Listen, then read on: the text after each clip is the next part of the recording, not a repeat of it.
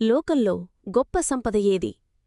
ఒకసారి ఒక రాజు తన మంత్రి, పండితులు, సైనికులు అందర్నీ పిలిచి అడిగాడు, మనిషి జీవితంలో నిజమైన గొప్ప సంపద ఏది? ఒకరు చెప్పారు, బంగారం, వెండి, రత్నాలు రాజా. మరొకరు చెప్పారు, పదవి, అధికారమే గొప్ప సంపద. మరికొందరు శక్తి, సైన్యం, గౌరవం అని చెప్పారు. రాజు తల ఊపాడు, కాని సంతృప్తి చెందలేదు. అప్పుడే ఒక జ్ఞాని వచ్చాడు. అతను చిరునవ్వుతో చెప్పాడు, రాజా, బంగారం కరిగిపోతుంది, అధికారమూ ఒకరోజు పోతుంది, శక్తి క్షీణిస్తుంది. కాని ఒకటి మాత్రం ఎప్పటికీ మనిషిని విడిచిపోదు. రాజు ఆశ్చర్యపోయాడు. అది ఏమిటి?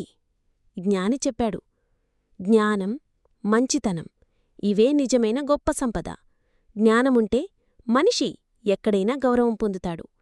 మంచి గుణాలుంటే ఎప్పటికీ సంతోషంగా జీవిస్తాడు. మిగతా సంపదలు వస్తాయి, పోతాయి. కాని జ్ఞానం, గుణాలు శాశ్వతం. రాజు తలవంచి అంగీకరించాడు. నీతి, జ్ఞానం, మంచితనం, ఇవే మనిషి జీవితంలోని అసలైన గొప్ప సంపద.